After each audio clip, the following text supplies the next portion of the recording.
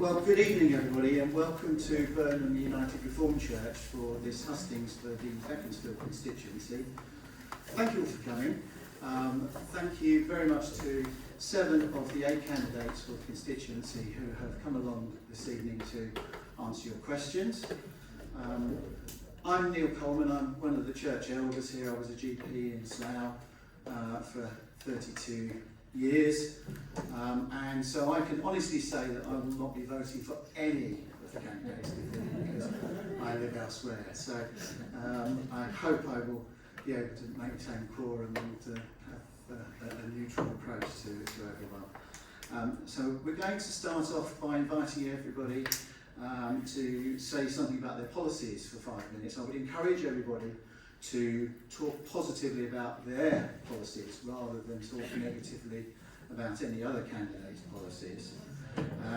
I'm also particularly keen that statistics are not misused, so I should be listening out for any possibility of that, though I don't say that I'm BBC Verify, however. The running order was decided through picking cards, or it was done for them, and so the running order for this evening will be, first of all, Joy Morrissey for the Conservatives, Matthew Patterson for Labour, Cole Caesar, Independent, Dominic Pegram, Green Party, Anna Crabtree, Liberal Democrats, John Halsall, Reform Party, and finally Pippa Allen, Independent. I have got a number of questions. I've sort of put them into categories, and I'm going to ask the questions that were most commonly asked through your written requests in the box. So we'll come to that later. But therefore, I think it's time to ask Joy Morrissey. I'm going to time you as well, so when the alarm goes off, please do wind up. And yes, you'll need to switch that on if you want to stand up and use that, otherwise the microphones are in front.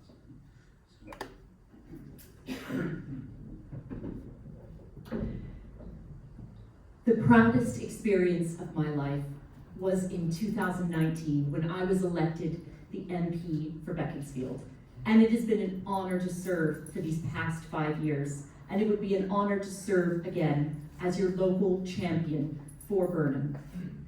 I love Burnham and the local community spirit. And one of the things I was most impressed by was the way that local community groups served the most vulnerable in Burnham. You gave all of your hearts, your minds, you gave everything to keep the community spirit of Burnham alive. I'll never forget that. And thank you for what you did. I love Burnham. I love the Donkey Derby and everything in between. And it's wonderful to be here tonight. And I want to talk about what kind of conservative I am. I'm a conservative who believes in a small state, in low tax, in less state intervention and freedom of speech, in defense of the realm, and I know what a woman is. And I've campaigned for that, for saying thank you, because that is something in Parliament you receive a lot of criticism for, but it's a cross-party effort to campaign for safe spaces for women, and that is something I'm very proud of. I've also campaigned against a third lockdown and received the front page of The Guardian for that. I'm also proud of that, a badge of honor. And thank you. And I believe in standing up for my constituents. And in 2019, I made a series of promises to the people of Burnham, and I have tried to fulfill all of those promises. I said I would move to the constituency, and I have. I bought a home in the constituency, something the previous MP didn't do in 22 years. I understand the pressures of a mortgage and the cost of living because I am feeling it every day. It's expensive to live here, and I'm proud of it, but I can understand what everyone is going through with mortgage rates. And I said I would defend the Greenbelt, and I have. I have worked tirelessly to champion and defend our Greenbelt. I've worked with local community groups and Burnham beaches to defend our green spaces. I have campaigned to save Greenbelt land across the constituency, in every part of the constituency, something that no other candidate on this stage can match. I said I would stand up for grammar schools, and I have. I have fought for grammar schools at every opportunity, even in Parliament. And I said I would defend free speech, and I took the free speech bill through Parliament. It was actually my bill, and I was successful in actually delivering it. Very proud of that. I said that I would be a champion for local people, and that's why I have been raising the issue of better GP appointment access for Burnham Health surgery, because time and time again, residents have come to me and said they cannot access the services that they want, the appointments they need in Burnham. So I have tirelessly and relentlessly raised this issue. I've actually named and shamed the surgery in Parliament and in the Daily Mail, the only surgery that I've done that for, and I've continued to refer them to the Integrated Care Board and even the Department of Health. They've actually been investigated by the Integrated Care Board, and I will continue to champion the needs of my local residents and put them first if I am re-elected. This is a constant battle. I've been doing it since COVID, and I'll continue doing so. I've also been fighting for a secondary school here in Burnham. And I wouldn't take no for an answer, not from the Department of Education, not from the council. They said no, I came back again, they said no. So then I came and I found Viv. I don't know if Viv is here, but there's so many wonderful people from across all different parts of Burnham who want the secondary school to happen. And so now we're working cross-party, cross-council, trying to find the solution, the long-term solution for a bid for a secondary school for all Burnham residents, not just for Burnham residents in Buckinghamshire, but also for Slough, because we want to put Burnham first. And that is something that I will continue to do, I'm committed to do, because it's important for the people of Burnham that we have access to a secondary school. In addition, I've tried to tackle the issue of antisocial behavior. I've had the police superintendent here in Burnham and the police and crime commissioner to meet with local businesses on the high street to see how we can tackle this issue to keep our high street thriving. We have a record number of Thames Valley police officers, and I will continue to campaign for more neighborhood policing. On that note, I have kept my promises that I made to the people of Burnham, and if re-elected, I want to continue to be your local community champion. Thank you.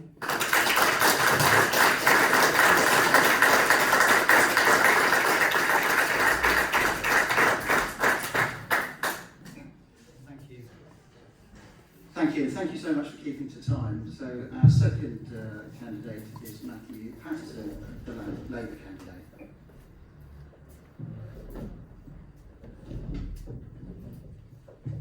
Hi everyone, it's really good to be here. I kind of have deep and old memories of Burnham, having grown up around in the area. It's good to see some people I know in the audience. Some people from my local church have turned up, which is great. So thank you for having us, and thank you for having us here actually for an awesome opportunity. We, I think, I hope, are at the cusp of a real change moment in British politics. After 14 years, we have an opportunity to actually be part of a democratic change, and that's fantastic. Now, I'm standing here basically because I'm from around here. My family have lived across South Bucks for as long as we know, basically. I was born and brought up in Cheshire and Amersham, born in Wickham Hospital. My brother lives in Marlow. You know, we are right across South Bucks, and we've got a really deep heritage here, which actually means that I was talking to my dad about the fact that it was my great-grandfather, so my grandma's dad, who built churches in little hamlets like this, right across South Bucks. That was his service to the community. And actually my family have got a really long record of service to our community around here, whether it's school groups or old people's groups, or whether it's kind of church committees. We've always served the community, and that's why I'm here. You know, these are my communities and your communities, our hills and our valleys, our rivers and our woods. And I'm proud to be raising my family around here. And the reason why I think I can offer something is I've got real experience. I did 5 years in the Treasury working for Alistair Darling during the financial crisis. Well, we worked hard to save the economy, to protect people's livelihoods in what was an incredibly difficult global situation. I worked overseas. I worked in Myanmar, in South Asia, with my wife in her career during a genocide where we fought to protect kind of people from being brutally attacked by the state. And I worked at the Commonwealth most recently, so I worked on behalf of small states around the world against climate change, trying to fight against that. So I'm used to working at a senior level, and I know that a combination of my service and my heart for service locally and my experience at kind of the highest level of government in this country and overseas means that I can hit the ground running. I know that if I was lucky enough to be, and it would be a truly huge honour to be elected the MP for around here, I know that I would be able to hit the ground running and looking after you and your kind of friends and family in our communities. And I think what I'd like to say at the end is that we need change. It's been 14 years. 14 pretty long years. There's been kind of, this election campaign just feels brutal at times, to be honest. Disappointment after disappointment, mainly with the Conservative government, to be honest. During lockdown, at the very start, my son was in Stoke Mandeville Hospital. We didn't know whether he'd survive, to be honest. It was not a fun time. For a month, I drove to and from Stoke Mandeville Hospital, switching with my wife for 5 minutes in our house, while he was being looked after in that hospital. We didn't see each other for a month, apart from those 5 minutes, when I was there in the night, and kind of at home in the day, and she was there in the day, and sleeping at home at night. 5 minutes a day for a month. Every time, we did that to serve, because we had a sense of duty. We weren't going to go out, we weren't going to risk other people's lives. And while I was doing that, Boris Johnson was having a party at flipping Checkers. I would literally be driving past him as he was having dinner parties. And I just kind of think that we've lost faith in politics. Sorry, do you mind if I get to speak? Is that okay? Well, it is right. Right. So let's be quite clear. The Labour Party is about change, and it's about service. It's about changing our politics back to one that serves the people of this country. And if you think the Conservative Party has been serving this country for the past 14 years, then you vote for them. But if you want to change, you want to vote for something different, then put your faith in me. And I promise that I'll serve you, and serve you well. So thank you.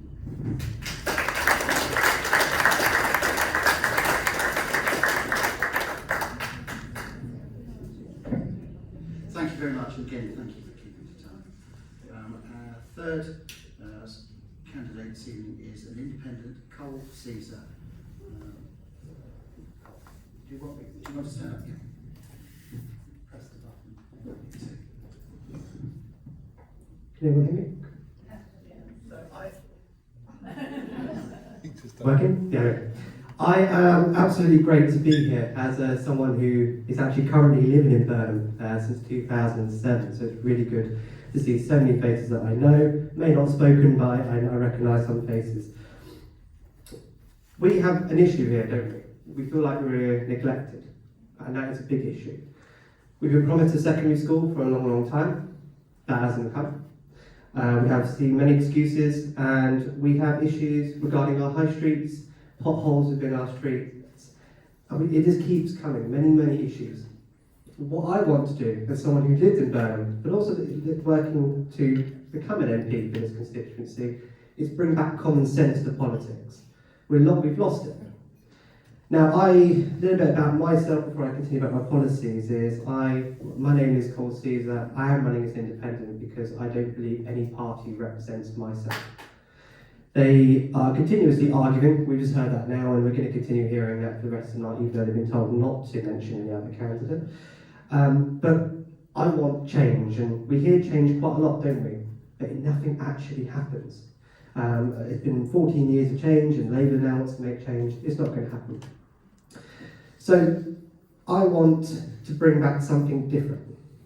I want to promise stuff that I actually can potentially deliver on. Now, a lot of the things that probably are the issues in Burnham are council issues. They're not actually regarding that MPs can't do a lot, but we can advocate and push for that, and I think that's what we are lacking. We're lacking someone who's willing to make those changes and push for those changes.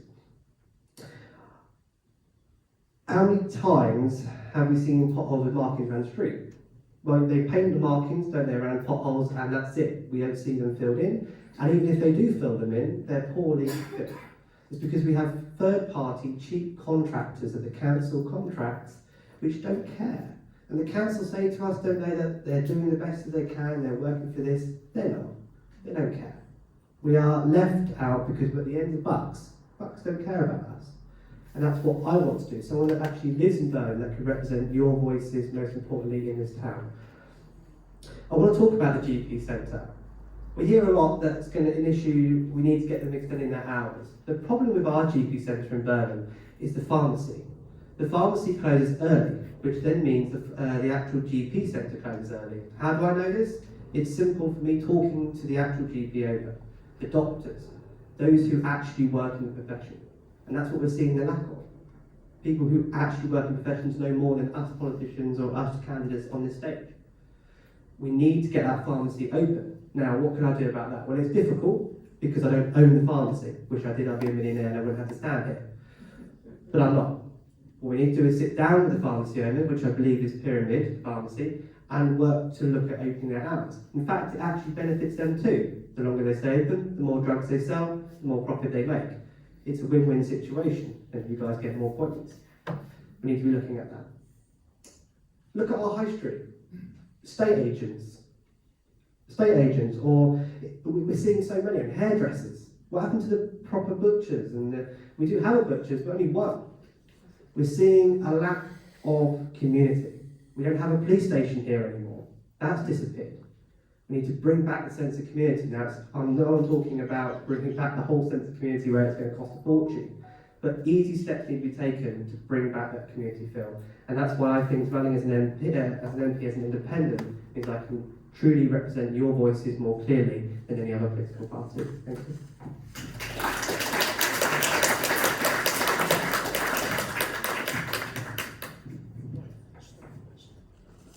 Thank you very much.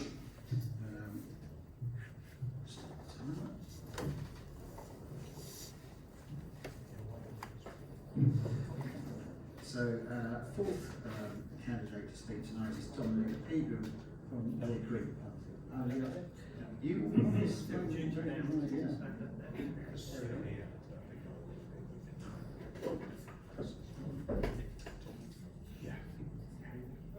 Oh.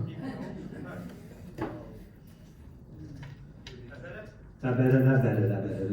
1, 2, 1, 2. Firstly, before I begin, it's great listening to Cal talking about proper local issues, and I'm afraid he's going to put me to shame a little bit. My name's Dominic Pegram.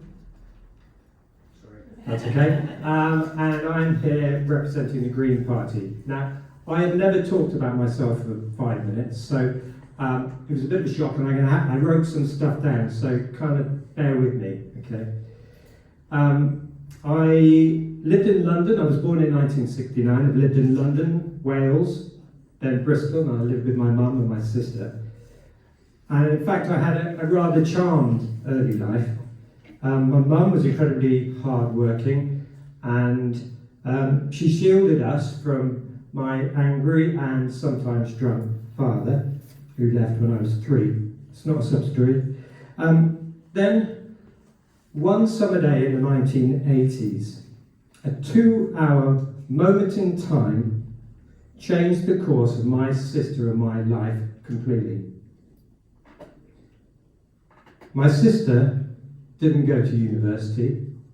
I went to Cambridge. I live in a nice house in Jordan's.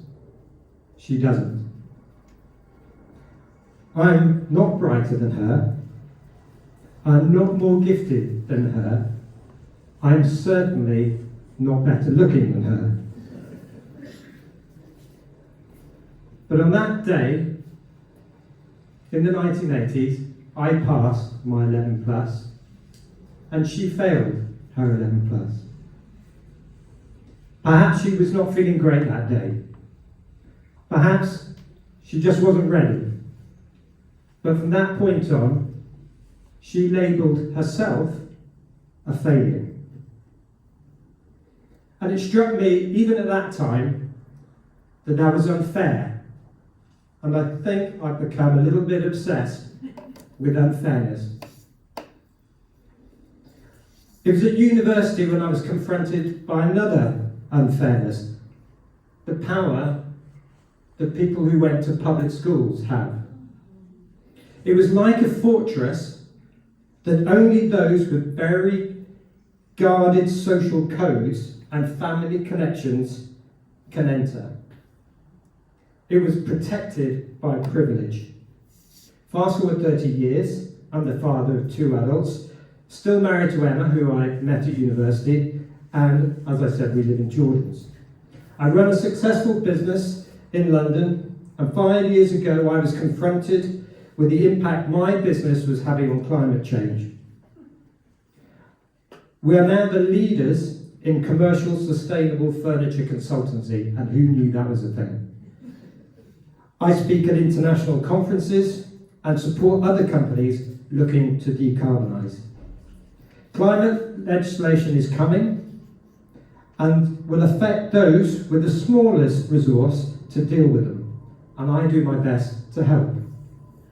During the pandemic, my mother came to live with me in Jordan's in a studios flat. If you ever know anything about Jordan's, it's quite a remarkable place, and it's social housing and it's private housing. And I felt it was now my responsibility to look after her. It's only fair. So, in the past, I've marched against the poll tax. I've marched against the illegal Iraq war. I've marched alongside multi-faith groups to bring ceasefire in Palestine. On Saturday, I marched with other business leaders at the Restore Nature Now march. I am an accidental activist. I'm not a politician, and this is why I'm here. I'm going to read it. I've read this, but I'm going to read this particularly.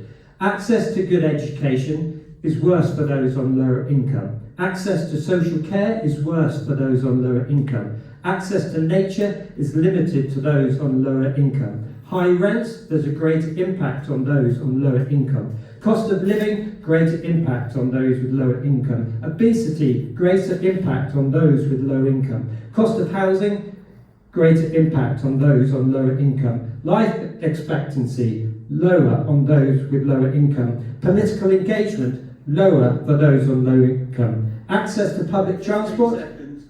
Okay. Oh yeah, I did go on a lot, didn't I? So why vote Green? Well, a Green vote isn't a wasted vote. It is a reminder to whoever gets in power that the climate change must be at the centre of everything they do, and we must hold them accountable. Thank you.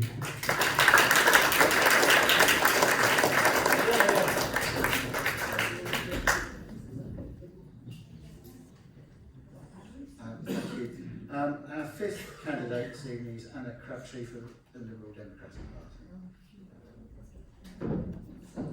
And if we could be respectful and listen to what they've got to say so that people can help and make their minds up. Thank you. Thank you very much.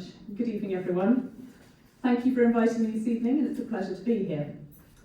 As you've just heard, for those of you that I haven't met before, my name's Anna Crabtree, and I'm the Liberal Democratic candidate for the general election. I've lived in this constituency for 8 years, in Little Marlow and Bourne End, and throughout that time I've been involved in my local community. My children are at school in Marlow, I'm a parish councillor, and I've been a school governor. I currently chair the Resources Committee at Buckinghamshire New University, which works well because I'm a chartered accountant and I've been volunteering there for the last 7 years. I started out my career auditing charities and government departments, working in Bristol, London, New York, and then I progressed to doing more financial planning and budgeting work. But since I moved to Buckinghamshire, I've had extensive governance roles and extensive experience leading campaign groups and increasingly public speaking, skills that I feel will be valuable for a parliamentary role. I've also had to work with people from many different backgrounds, working together to build consensus and achieve positive results. And I joined the Lib Dems because I felt let down by our Conservative government. Over the last decade, it really does feel like they've broken Britain. They've destroyed our trust in politics, they've crippled our economy and our NHS, and they're turning our rivers into sewers, and I think enough is enough.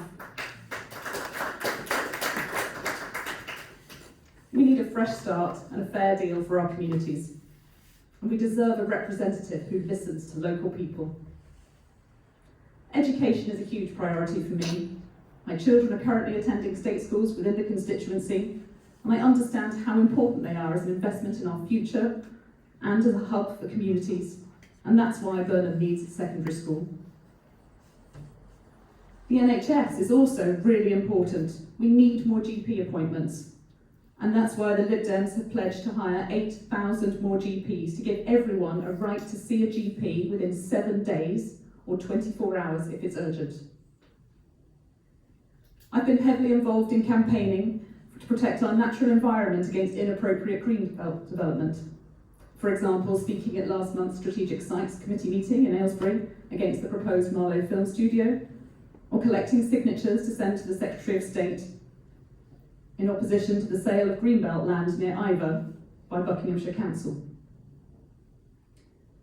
And as you may be aware, the Lib Dems are the only party consistently challenging the Conservatives in this area. We fought 4 sets of by-elections here during the parliamentary period. The most recent, of course, was here in Burnham and Farnham in February. And we've either won council seats in each of those or come a close second, whilst no other party has had more than 10% of the vote. So if you feel it's time for a fresh start, I am the only individual here today who can genuinely deliver that change for our area and speak up for you. Thank you.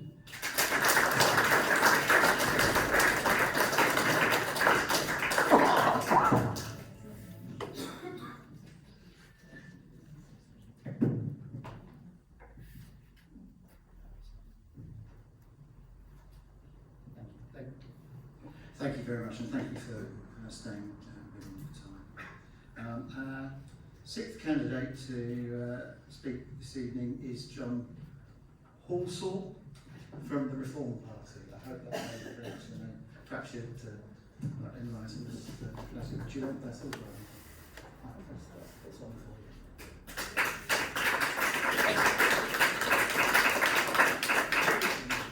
you. Good evening, can you hear me? I'm John Halsall, your Reform candidate. I've lived in the Thames Valley for 65 years. I'm a Conservative. I believe in small government, enterprise, ambition, the individual, compassion, low taxation, competence, the rule of law, freedom, personal responsibility, free market economics, fiscal responsibility, sovereignty and the union. Sadly, there is nothing Conservative nor unionist about the Tory party in Westminster, nor has there been for some considerable time. They are indistinguishable from Labour and the Lib Dems. Big government, loads of intervention on personal freedom, a strongly woke agenda, abandonment of Ulster, Gibraltar, high taxation, partial reversal of Brexit, and worst of all, incompetence.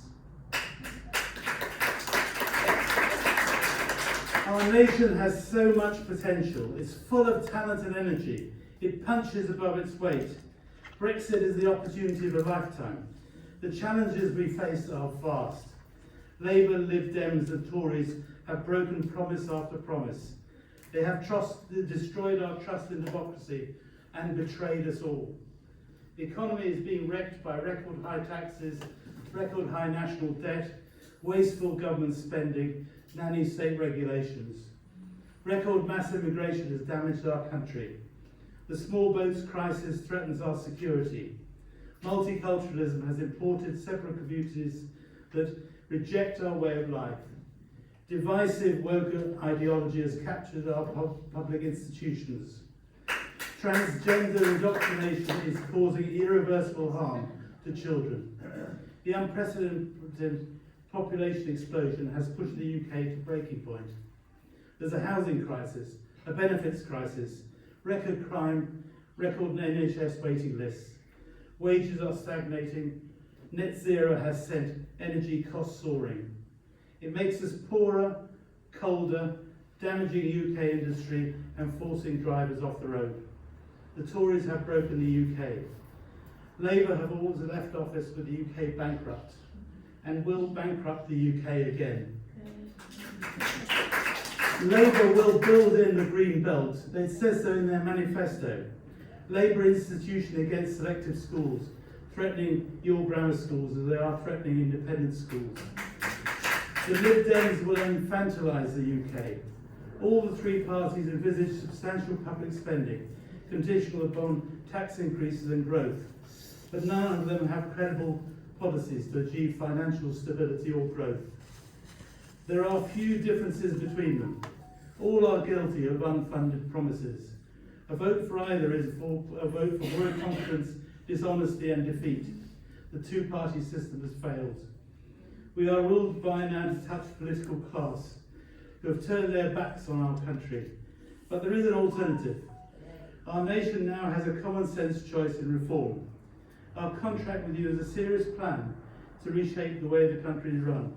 The government must work for the people, not against the people. Only reform will stand up for our culture, identity and values.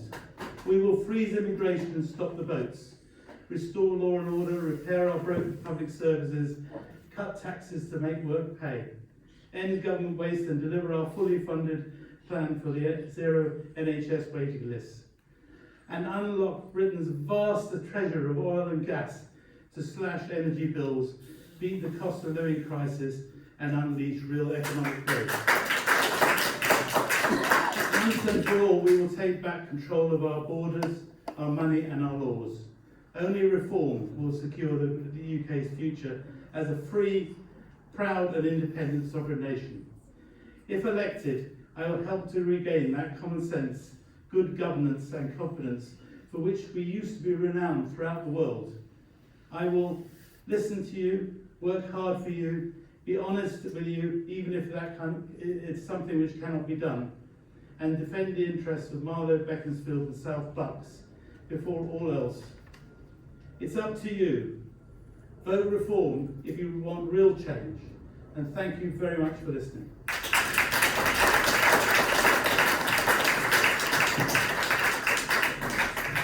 And again, thank you very much for sticking to time. So our final candidate is Pippa Allen. Are you going to? It's off at the moment. Okay.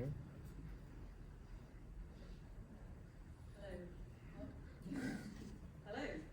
No, that's not. Press it. That's it, it's on. Hello. Turn it on, turn it off again. What have we done, Storm? Hello. That works. Great.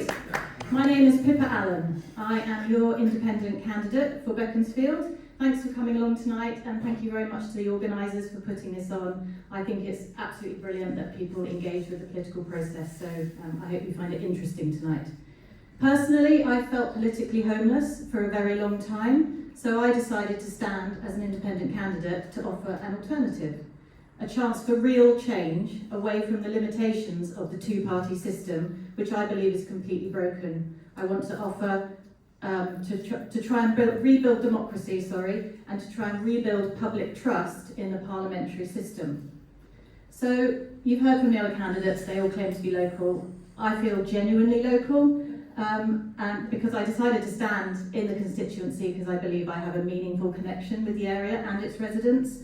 Having grown up in Bourne End, I went to school in Beaconsfield and High Wycombe. I got married in Marlow, and I had friends that attended the Burnham Grammar School, the old one, and we went to lots of parties around and about. I also ran, until very recently, a local citizens' advice office in the neighbouring constituencies of Maidenhead, Slough and Bracknell. So I'm a qualified solicitor. I specialise in social justice. And I've worked for citizens' advice charities for most of my career, working my way up from a volunteer advisor to CEO, dedicating my career to helping people resolve their everyday problems, campaigning for social justice and lobbying for policy improvements. I'm also a seasoned campaigner. I champion social enterprise and initiatives for positive change and have experience of successfully campaigning at grassroots level and beyond. For example, the successful No More Page 3 campaign, and also I've challenged disability discrimination at the Department of Work and Pensions. So as an independent candidate, I have a unique selling point. Real representation for constituents. I will not be told how to vote by party whips. And if elected, I will be accountable only to my constituents. I will genuinely work for you, not a political party. So what do I stand for? Holding the government to account. I want to help prevent government overreach and loss of freedoms such as free speech, financial surveillance as set out in the recent data bill, loss of cash and closure of banks, and of course, future pandemic responses. All of these issues and more continue to need proper scrutiny and debate in Parliament. I also stand for prioritising our environment. I'm a wild swimmer, as lots of people are, and I'm a long-standing environmental supporter. I am, of course, against green belt development, sewage in our rivers, and other important environmental issues that directly impact us here in the local vicinity. I stand for defending women's rights, particularly single-sex services. All candidates should be able to recognise and speak about the importance of sex-based rights and be free to define what a woman is. The main parties seem to be jumping on the bandwagon at the 11th hour now, as they finally figured out that women make up 51% of the population. And this issue is an important vote winner. But do not be fooled. The Conservatives have allowed this pushback of women's rights under their watch. Thank you. The ideological rollback of women's rights includes our public services such as schools, the police, the CPS, hospitals, prisons, and sports. These services have all been captured in recent years, erasing women and putting essential services at risk. Labour are no better. Keir Starmer wants to introduce self-ID by simplifying the gender recognition certification process, which will erode single-sex services. His appalling treatment of Rosie Duffield in his own party tells us all we need to know about Labour respecting women's concerns on this issue. It's a disgrace. The Greens can't say what a woman is either, and they want to bring in self-ID. Reform, unfortunately, John. They couldn't even get the name of the relevant act right in their manifesto, so I just wonder whether they've even read the Equality Act. And the Lib Dems, well, Ed Davey thinks women can have penises. And the Lib Dems manifesto clearly commits to self-ID, which is not such a fair deal for women and girls, is it?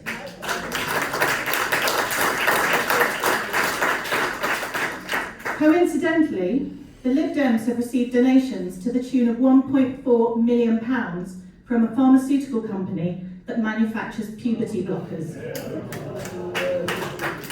I'll let you draw your own conclusions to that one.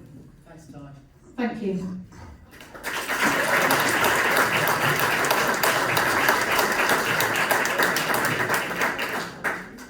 Actually, I must make a comment. As a medical practitioner, I've been on a medical register for 42 years now.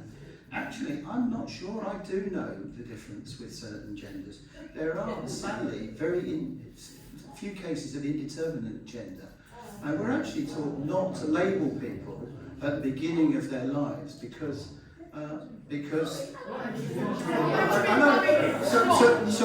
just as a matter of fact, I'm not standing for anybody, I'm just talking from the medical sense that there are people with indeterminate. So I think we need to be, I'm not showing bias actually, I'm pointing out to medical facts.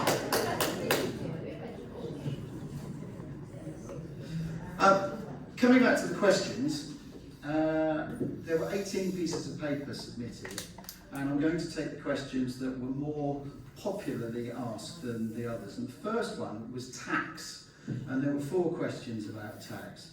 I'm going to get those the candidates to answer in reverse order, so starting with the Labour candidate and then moving on in the same order in which you spoke, and then coming to the Conservative candidate last. And then we'll move on one each time. So the tax questions are, why are most of the present political parties obsessed with the idea that we are the highest taxed that we have ever been? Every year my council tax goes up by a maximum of 5%, and every year the services provided to me are reduced still further. Central government funding for councils is down. Why after 14 years do I have to pay tax on my private pension? And what will each of you do in Parliament, if elected, to reduce the tax bill for higher rate taxpayers? And what is each of your positions with regard to inheritance tax? So I guess I've got to pass this. Yes. No, whoever went second, goes first. I'm just sorry.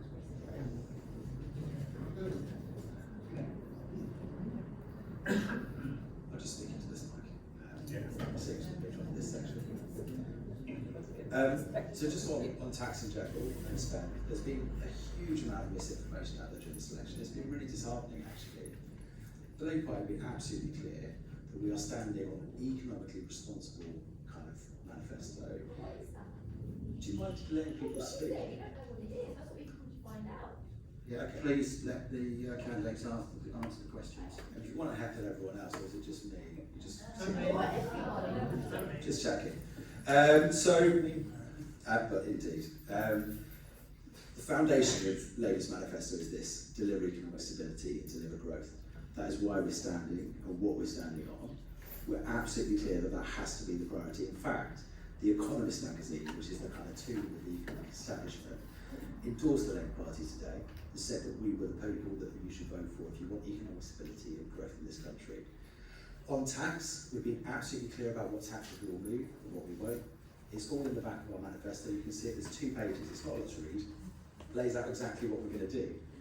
What the Conservatives and other people during this election seem to keep saying is, you know, just random allegations, they're just making stuff up. I don't think it's very good, basically, for public discourse when you just have people throwing, kind of shouting at each other, kind of in debate, say, kind of shouting at kind of outrageous claims that are disproved by the Treasury. I used to work at the Treasury, and after one kind of leader of one party made some claims about kind of the Labour Party's tax, the head of the Treasury said that's not true. We need truth and honesty, and we are absolutely 100% committed to delivering economic stability, to not raising income tax, VAT, any of these other kind of crazy ideas that the Conservatives and other parties suggested that we do.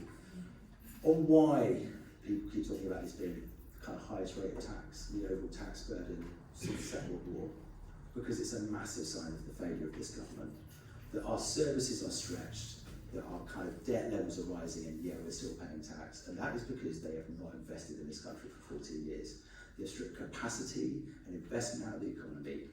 The UK has one of the lowest investment rates in the world because no one wants to invest here because this conservative, chaotic government has kind of stripped all the certainty out of the economy. We're obsessed by the fact that we've got the highest tax burden now since the Second World War because it's a sign that this country is not working. And that's why, to be honest, I'm standing because I think we need a change. On pensions, there's been an allegation that the Labour Party is about to whack tax on pensioners.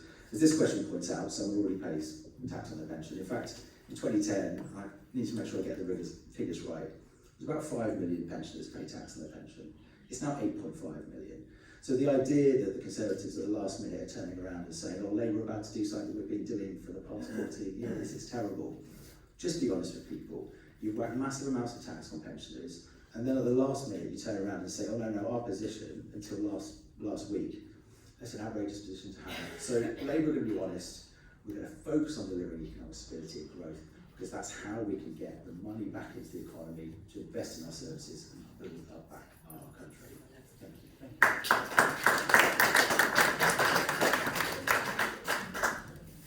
Mr. Chairman, are we allowed to ask questions? Yes, but you cannot. Specifically asked to one specific candidate. It needs to be a question to all the candidates. Can I ask a question now, so that each candidate... Or could you hold on till everybody's answered the question first, and then... You're the chair. Yes, I think everyone should have the chance to speak. Okay, thank you. So, obviously as an independent candidate, I have no central government control, but I can certainly advocate to push for changes within Parliament. So let's talk about the 5% increase every year on the council tax. We're not seeing any improvements. Sorry, I've been ill for the last 4 days, if my throat is croaky to yourself. The problem with this is we are having the council's third party thing, as I said in my opening speech, out to other companies, which means companies are charging whatever they like to these councils. This may be because councils don't want to in-house their own stuff, but we need to start in-housing stuff like our own road networking teams and multiple other issues. That would resolve a lot of the wasteful spending that we're spending. I have seen firsthand companies ripping off the council especially when it comes to pothole fitting in the Buckinghamshire Council. That's not to say everyone is bad within contractors, but I have seen one or two companies do that. So that is why you're getting an increase and no change is happening, is because they're spending more on outsourcing. Regarding the inheritance tax, I don't believe you should be taxed for inheriting regarding any money or any housing or anything like that. So I would be totally against that. I would advocate to push for that. But look, I'm going to be honest with you tonight. I can't make changes. None of the candidates here can make changes. It would be the government itself. So I'm trying to be honest with you as much as possible, but it doesn't stop me advocating and trying to raise a voice in Parliament for you.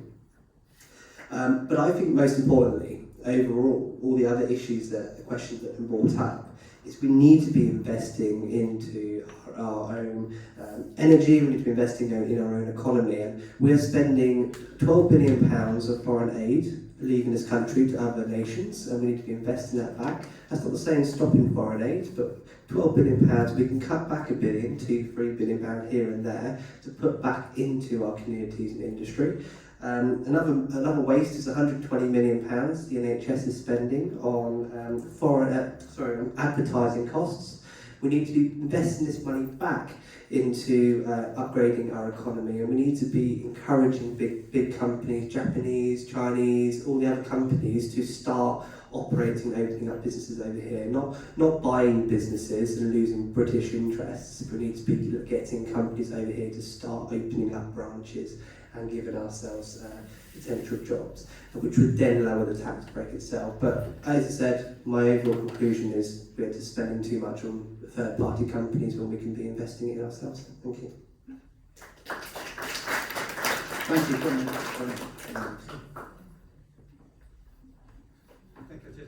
Hello?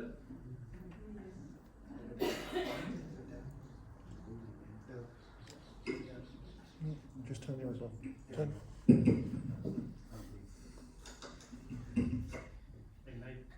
Maybe some of you would rather my mic didn't work. I'm particularly enjoying you scoffing at me and making faces at me. It's very decent of you. Thanks for that.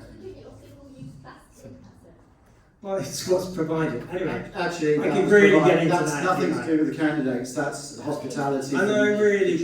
If you want to chat about that, we'll do it afterwards. Because it's anyway. Okay. Do you mind if I just have the water? I really like the water. I get really thirsty. It's an issue. I'll No, take it away. well, not for me. It's not an issue. Well, you know what? I'm not playing to an audience that's going to be in raptures with what I'm about to say, so I'm just going to go with it. Okay. The Green Party is quite clear on its taxation. We would tax those people with over 10 million, earning over £10 million, 1% over the earnings of 10 million and 2% on any assets over 10 million. I don't know why that's such a controversial issue. Those people can clearly afford to pay that. I don't know why the Conservatives are obsessed with cutting welfare and not going after the people that are their donors and the media moguls that support them. Again, I come back to fairness, really. There are clearly some inefficiencies that go on, particularly as Cole was saying within the NHS. We spent £4 billion on agency nurses last year. £400 million of that was margin, and that would pay for 10,000 nurses. Now, you don't get anything if you don't invest. When I invest in my business, I'm not just chucking money into it. I'm hoping that I get a return of some sort. And that's what happens with any investment. And there's some massive holes within both the Conservative and Labour's plans. And what they're not telling you is that that's going to have to come from taxation. So at least the Green Party is being honest with you.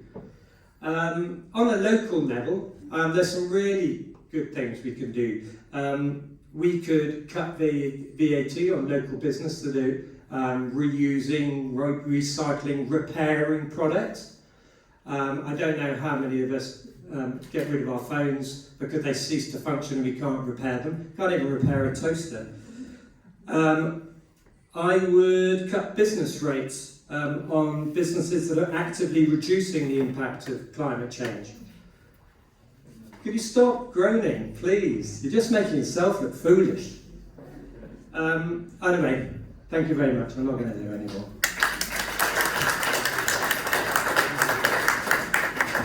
Thank you very much. Anna. Thank you. So I think the beginning of the question was about why we continue to pay 5% more on our council tax, and yet the services that we receive continue to go down. And that's because inflation has been higher than 5%. The services that people are being provided with are costing more in real terms than the amount of your tax going up. And I think we all know that we have Liz Truss and Kwasi Kwarteng to blame for that. They proposed cutting the tax on the highest earners, and the markets knew that it wasn't viable, and that was what sent the markets into spiral. But the other problem with local authorities is that they have to pay so much money for adult social care. It makes up a vast proportion. I was absolutely shocked when I realised across the country just how much of the council budget goes on care. And that's why the Lib Dems are proposing to invest, and Dominic mentioned investing money to save money. The Lib Dems are proposing to invest £3.7 billion to get the care system working properly, so that when the councils are setting their budgets, that they are not completely hamstrung because so much of their budget goes on care.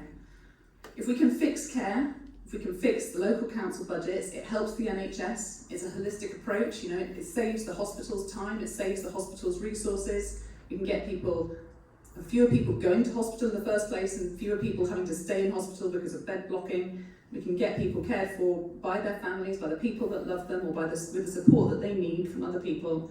And that actually will make a huge difference in the services that our councils are able to provide.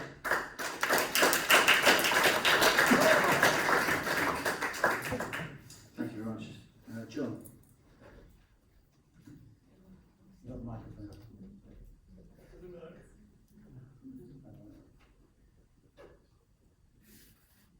Hello? Hello. It's a lie. It's a lie. The Labour Party is proposing to put up taxes dramatically. The fact that the rates of tax may not change, fiscal drag will increase taxes dramatically. But it also is proposing to put up taxes in other areas other than VAT, income tax and corporation tax. The full impact of corporation tax will come now. It hasn't come yet. It's also a lie that you can generate economic growth by doing nothing. The wonderful statement this is the Labour manifesto, wonderful statement here, which talks about secure economics. It's a new invention by the Labour Party. And it talks about growth. Growth just happens because you say you're all in favour of growth. It's like being in love. We're in favour of growth, so it happens. And we're good chaps, so it'll happen. The industrial economies who have had growth and consistently, and the semi-industrialised economies are those with low tax. To get to low tax, you have to do something. You have to cut expenditure. And we as a party are proposing cutting expenditure. The first one is government waste. The whole of the government works from home now. What are they doing? Heaven knows it. All the civil servants, if you want to talk to them on a phone, they're at home. It's splendid. It's proposed to cut 5% of that. Net zero is a huge cost to the country, and it's been a huge cost for some time. We all believe in the climate change emergency, but what we do in the UK, if we flog ourselves to death, we will be dead, and we won't make an iota of difference to the world of climate change if the Chinese and the Americans don't join. So we've got to cut the subsidy to net zero. We've got to cut overseas aid. It's absolute nonsense that we're giving aid to countries like India, who are wealthier than us. We must be cloud cuckoo land. So we're proposing something like 150 billion of cuts. And that's in a budget of some 3 trillion, 1.2 trillion of an economy of 3 trillion. So it's relatively insignificant and very doable. But that permits the personal allowance to be increased to £20,000 a year, hugely benefiting the lower paid, the NHS and other services. It also permits the corporation tax to be cut, and those will generate real economic growth rather than just talking about it. Because economic growth doesn't come from government, it comes from the small companies throughout the country. I can see that a number of you are sort of my age or even plus, and will remember the last Labour government's white heat of technology. And you will also remember the British National Oil Corporation, which went bust, as Great British Energy will go bust. Very tax and pensions, please. Questions about tax and pensions? Thank you very much.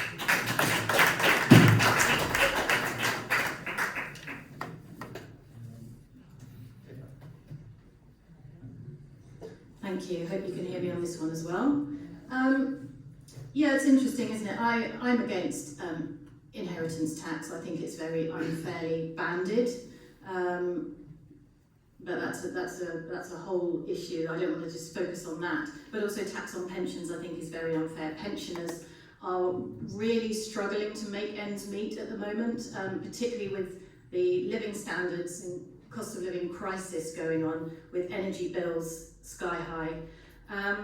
The work that I have done for many years with Citizens Advice, I've noticed, and it began with Labour bringing in working tax credit, actually, and now we have universal credit. And what I find is interesting that basically the benefit system is partly used to subsidise big corporations. People are on a very low wage. They have to claim benefits. They're eligible for benefits because they're on such a low wage. They call it the living wage, the national living wage. It isn't. It's the national minimum wage. It's just been rebranded by the Conservatives. So we think it's the living wage, but it's not the real living wage. It's very sleight of hand. And I think this corporate subsidy via our welfare benefits system has to stop. And I think we need to put up corporation tax, we need to put up the personal allowance, and then I think we need to pay people on a low wage a real living wage instead. The other thing I would just like to touch on is green taxes that are creeping in. I think we need to be very careful. Yes, we're all concerned about climate change, but I think we need to be careful that we're not being duped by fear about climate change and tax accordingly. I mean, we saw what happened in the pandemic. People were incredibly fearful and they were really severely controlled and lost their freedoms. I think we need to be careful with climate change as well, that doesn't happen. In Oxford, the low traffic neighbourhoods, they brought that in, and Oxford is now divided into districts. It's very Hunger Games. And you have to have a permit if you want to drive from your district to another district. And actually it's a nonsense, because what people have to do is they have to drive out of their district, around the ring road, all the way around, and then into the other districts. They're actually driving a lot further, so it's a nonsense. So we need to guard against things like that. Thank you.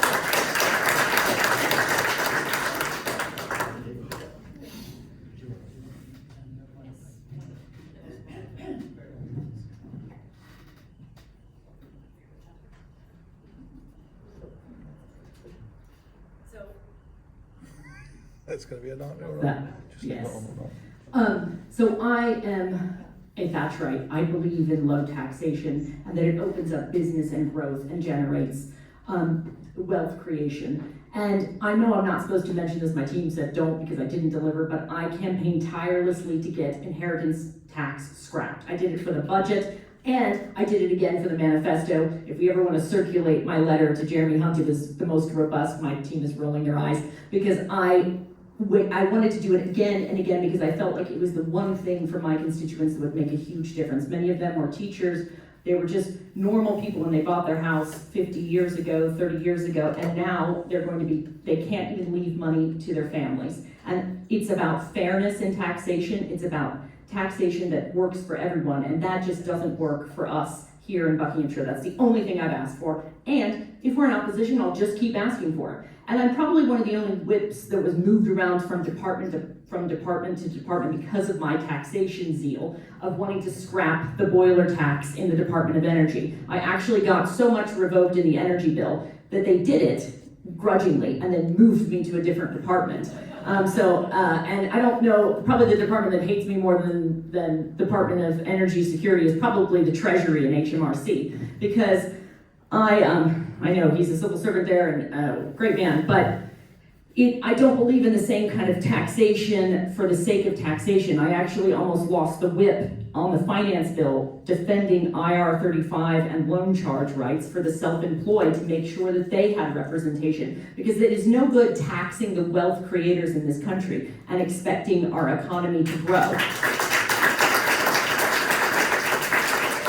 If we allow the wealth creators, by the way, those are the people here, we have more self-employed in this constituency than anywhere else in the country. If we allow them to grow, to keep their money, they will keep investing it in businesses, in entrepreneurial activity. We will grow the economy.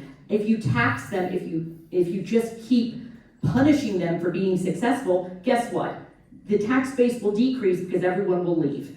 Everyone is talking about how do we fund all of these new things that we want to do for the government. Every single thing that someone proposes costs money. It's money the taxpayer has to pay for. The reason we have such a high tax base is because we just went through a pandemic. Every single country in the world is recovering from the pandemic. That's why, since the Second World War, we haven't had such a high amount of cost we've had to pay back. Now, our inflation rate is better than anywhere else in the Western world. We're at 2%.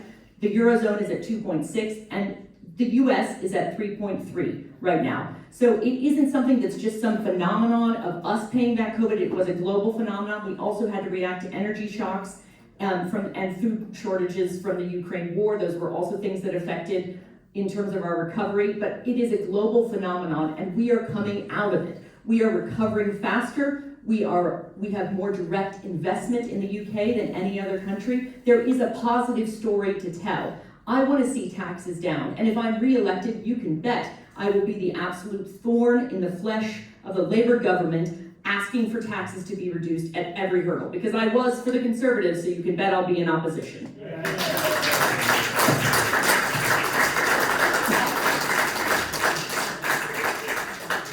Sir, I did say I'd come back to you. If you've got a comment to make, but to all the candidates, not specifically to any individual.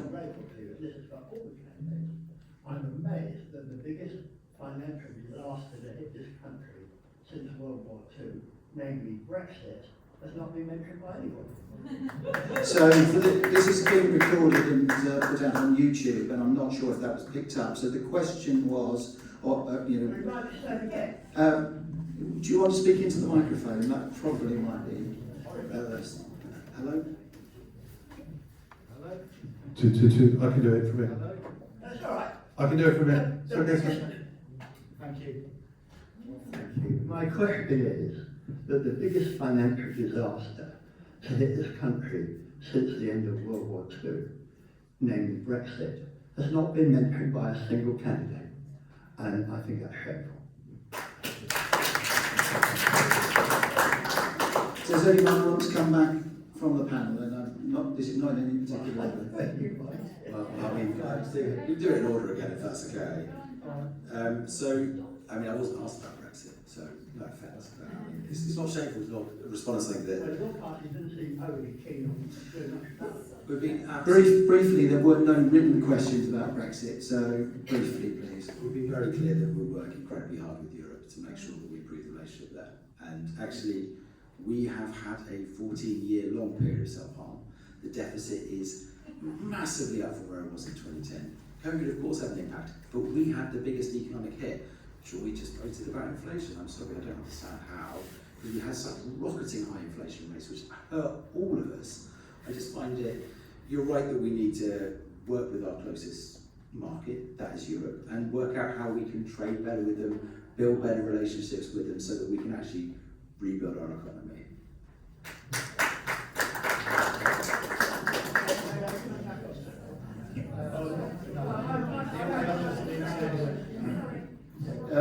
Actually, let's stick with the same order. So number 2 was Cole.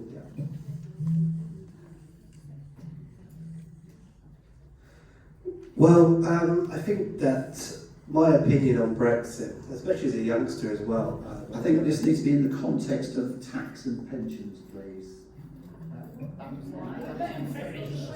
the question was regarding Brexit. Well, it was within that context. So, with respect, Chair. With respect, I could answer your question, sir. I think that's right. So I think that we were lied to be honest with you. No, we should have been told that no matter what happened, even if we left Brexit, it was going to be a disaster for about 40 years. You know, we were integrated with a system for 40 years which kind of surrounded our law system, and changing from that system, which we've been into for 40 years, was going to be a disaster, and it's probably the wrong time as well with COVID and everything else.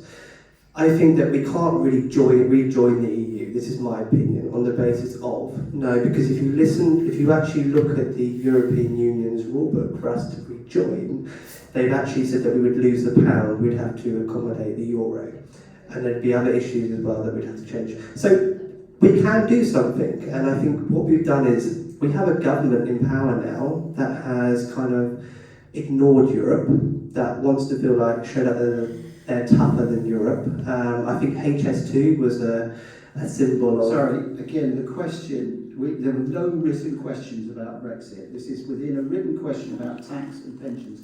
So if you could stick to the economic effects of it, that's fine. But please stick within the remit of the written questions. There were no written questions. If you'd written it, sir, then we could have a question about Brexit, but that wasn't a written question. I think as we've got a deal in place, we should be looking at redoing a deal with Europe itself.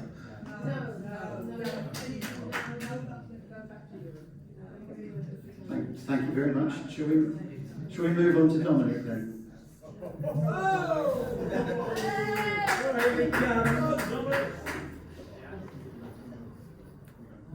Okay, you looking forward to this? Yeah, okay. So the Green Party is the only party that would advocate rejoining the European Union. There you go, well done. Are we not? Sorry. Okay, sorry about that. Okay, there's 2 of us, great, amazing. That's gonna make me feel less bad about that. Now I'll tell you from my point of view, this is a very pragmatic view, is that I own a small business. I mean, I don't know, maybe you all own a small business, but my small business has been drastically affected by Brexit. We were an exporter of product, and exporting product to the European Union is incredibly difficult. There are 10 of us. I would need a full-time person dealing with the paperwork of exporting product to Europe. So, what we do is we don't export to Europe. And I don't see how any other party can think that is a positive thing for the British economy.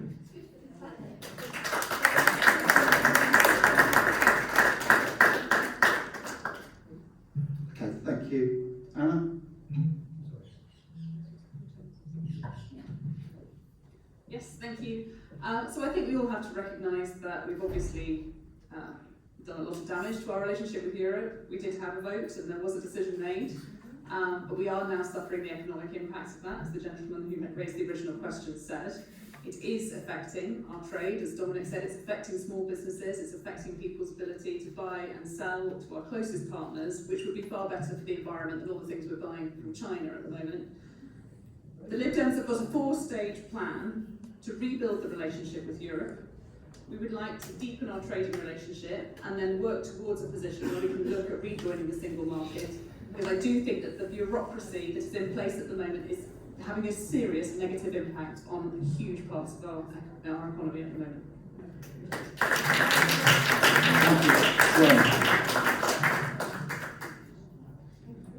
John, it's your turn.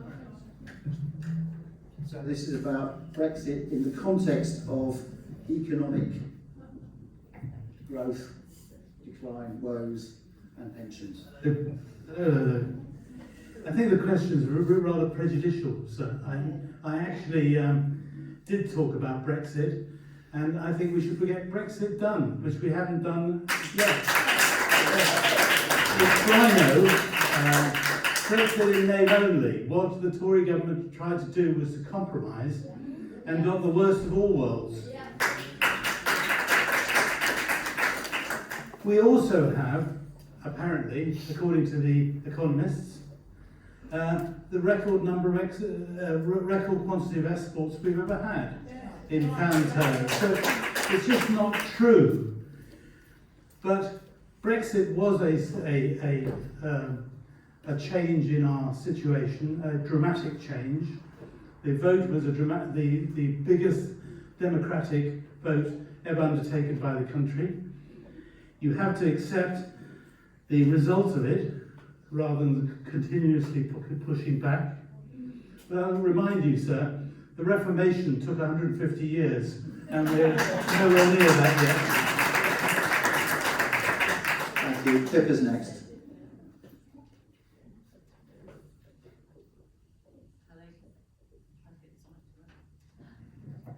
Is this one any better? Good. Okay. Yeah, I don't have very much to add to what John said. I agree with quite a lot of what he has said already. I don't think it's not possible to rejoin Europe. It just isn't. I mean, you've got the Good Friday Agreement for starters.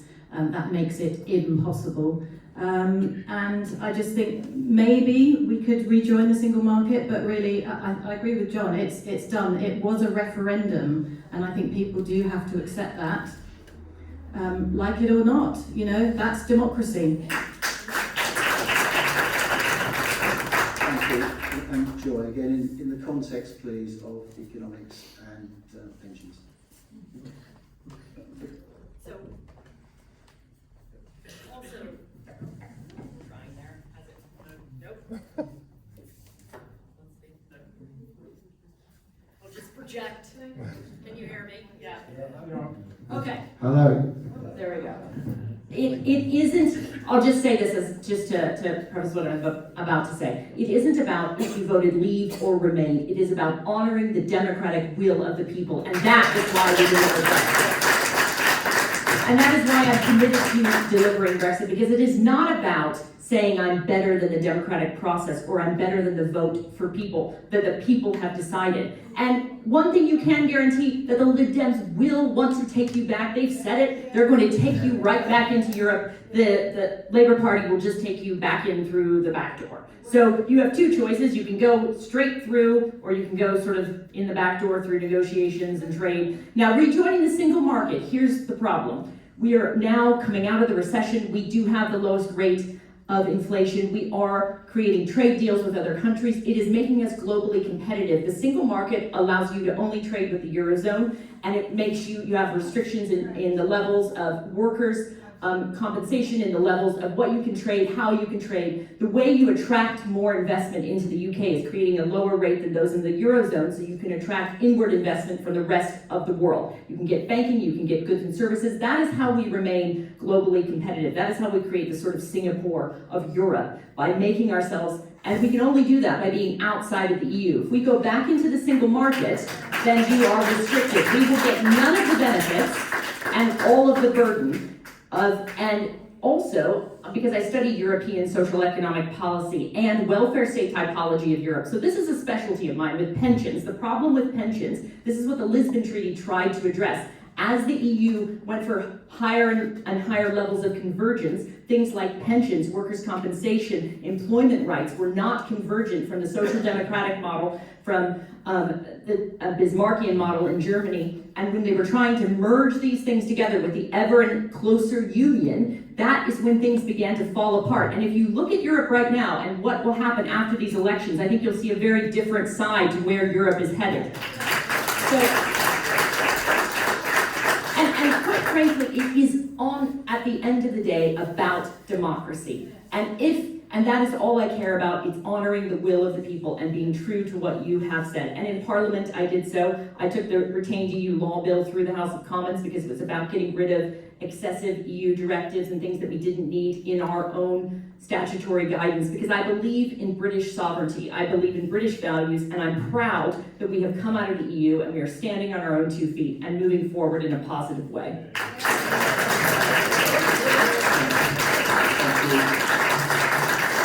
So we've only really had one question this evening so far, so I think we must move on to question 2. There were 3 written submitted questions about housing.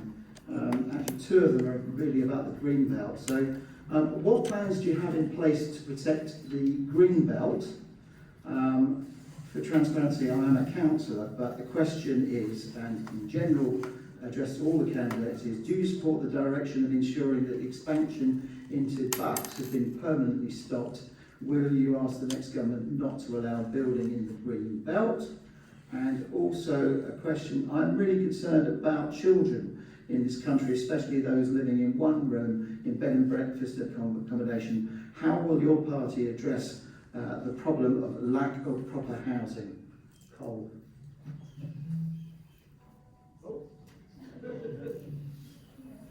I promise I wasn't asleep. So I am for protecting the green belt. I think it's very important. I think that I actually have worked in the housing industry for about 4.5 years. It doesn't seem a lot, but I actually work with developers who look to build a green belt, as well as developers that build new builds around Windsor and around the Slough area, which is pretty similar to here. There are loads of loopholes. There's loads of loopholes in our legal system, which allows for these developers to build on our green belt or get around planning. We need to eliminate the NPPF, which allows developers to classify buildings as affordable housing, which they're not. And we need to be looking at Class Q, which is developing agricultural buildings. We need to be looking at this and trying to kind of squeeze out the loopholes that we currently have in the system, which means looking at the Town and Country Act 1974. We see a lot of developers now that have been able to get access, and what we're seeing is current MPs, not just Joy, but a lot of MPs, which of course I would still do if I was MP, continue on herself, is oppose every development. But we just need to be looking at loopholes and making sure that those developers don't have a chance to look at developers in the area. And the other question was, I missed that last question, Chair, so repeat that. Sorry. How are we going to ensure adequate housing for people? Yeah, I think that, someone who's young and looking for properties and works in the property industry, is we have the problem with the Help to Buy scheme. It costs a lot more than it actually does to actually get a mortgage to rent, and we need to be eliminating that. And we need to be looking at other options. Landlords get other options like 0% mortgage rates. Why can't this be the case with normal homeowner buyers? We need, sorry? The 0% mortgage rate. Not 0%.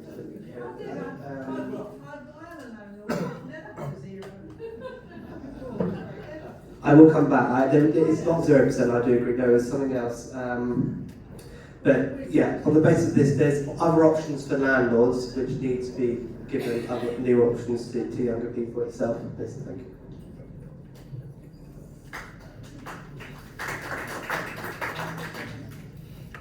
Hi, well, this is something that maybe we will agree on.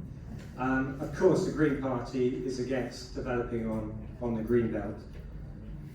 And what we would do, of course, is invest in social housing. That's going to address the issues that Cal has rightly got. My sons have the same issue.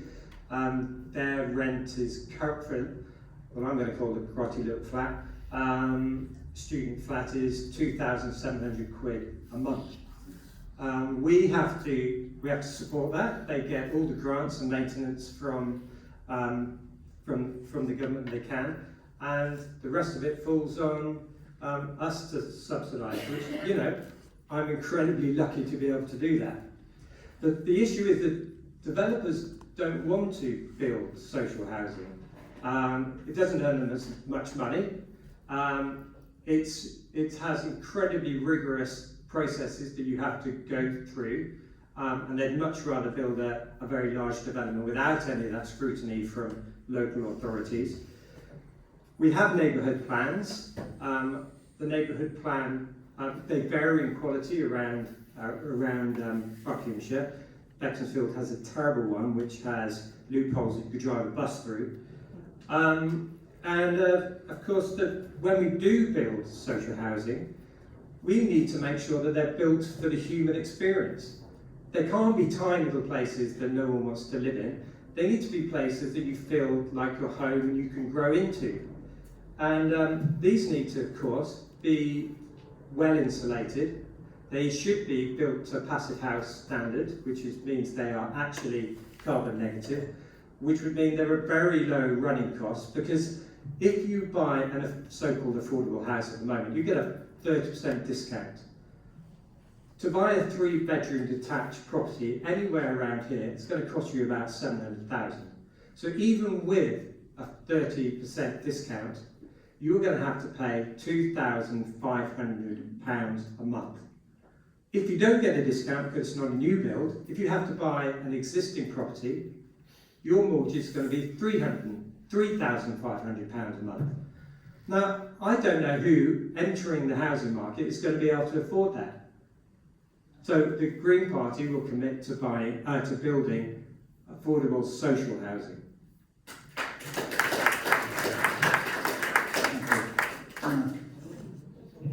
Thank you. I think I mentioned in my opening comments that I'm very concerned about Greenbelt. It's something that I've been involved in for several years in this area. I'm a founder member of Save Marlowe's Greenbelt, and I have campaigned quite heavily on this matter. But I also recognise that what Dominic is saying is true, that we desperately need more housing in this area to allow the next generation to come through and to have somewhere to live. So the Lib Dems have pledged to build 380,000 homes a year, because that's what the Conservatives have been failing to deliver in recent years, and that's why we have these extortionate prices now, and so many people who don't have anywhere to live. And the way to resolve this mismatch between the conflict between the Green Belt and the housing requirement, I believe, lies in the Localism Act from 2012. I've just mentioned neighbourhood plans and local plans, and the crux of the power of a neighbourhood plan or a local plan is that it goes out and it consults with the residents and it asks people what they are concerned about and what they need and what they want. So if people are concerned about houses being built in their area, it's usually because they can't get a GP's appointment. They don't think their children are going to get a school place. They're terrified about the parking and the traffic and the state of the roads. But if you build all of these concerns into a proper neighbourhood plan, if you figure out what people need and why they need it and how the problems can be solved, then you can have development led by the community rather than led by developers who, as Cole was saying, under the NPPF just look for loopholes all the time and are constantly trying to figure out how they can make the most profit without actually providing what communities need. And that's why the Lib Dems are saying they want to build 380,000 homes a year, of which 150,000 will be social homes, not affordable homes, but social housing, so that people genuinely have a place they can call home and a place that they can live.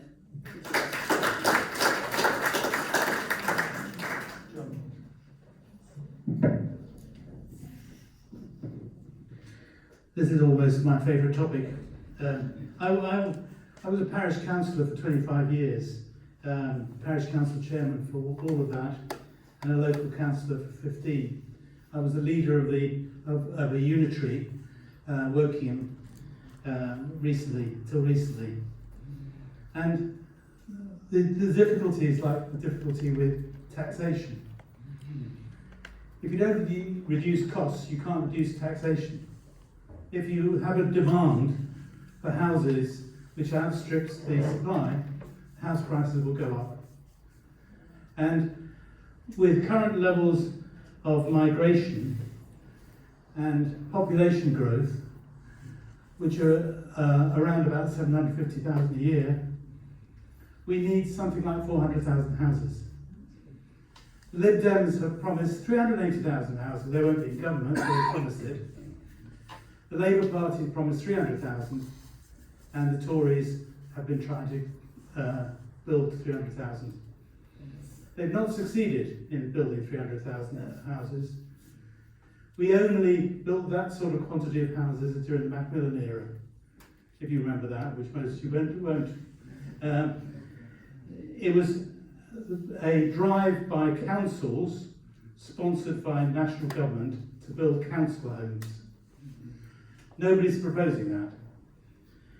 I built council homes in Wokingham, and it was a very successful programme, but you couldn't build enough because the migration levels and population growth, the queues of people on the housing list are huge, and it's just insatiable. So we've got to deal with migration and population growth first. We then have a chance to build houses in the quantities which will satisfy the market, which is the people in the country. If we do so, then we are able to pause and look at building the right houses in the right places and right quantity of council homes. In order to get there, and in order to get a good environment, the protection of the green belt is a must.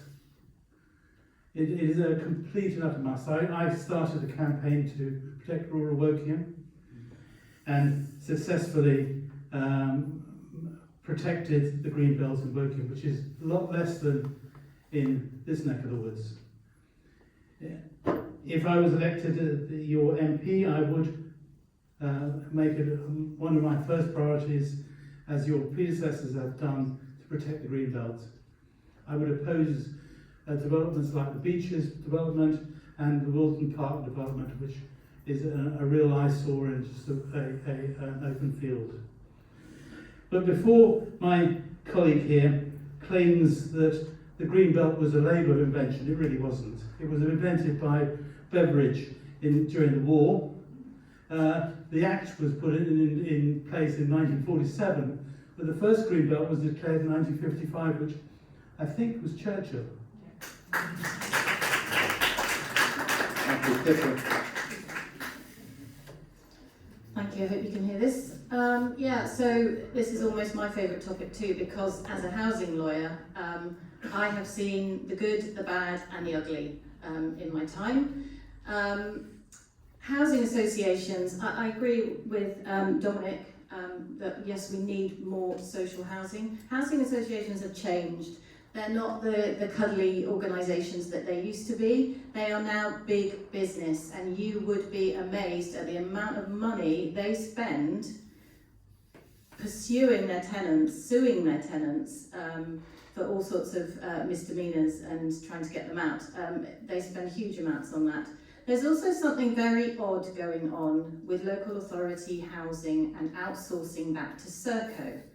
Now, Serco got this scheme where landlords can rent their properties to them, and Serco is the tenant, and then Serco then sublets predominantly for immigrants. And your high rent is guaranteed for 5 years. It all looks amazing. They do the repairs, so it's all fantastic. But I think there's something a bit odd about this scheme, and I think we need greater transparency on exactly what is going on, what is the relationship between local authorities and Serco, and why there isn't enough provision for local people. We've also got massive disrepair issues, and I think child poverty is a huge issue. We really do need to make sure that everyone has somewhere safe, warm and comfortable to live. As far as Greenbelt development goes, again, that needs to be on a needs analysis basis. I've got one proposed very close to where I live. It was Greenbelt. Actually, Greenbelt's just been declassified, so it's not Greenbelt anymore, handily enough. But again, that development, there hasn't been a proper assessment, because within that proposal is a school that's completely unnecessary, but they bunged it in because they think that will please everybody and that will tick the box. We need to really look at housing stock, housing need, and plan accordingly. And hopefully, with some of the new neighbourhood plans that are coming up for review in 2027, we're going to get a better picture, hopefully. Thank you. Joy.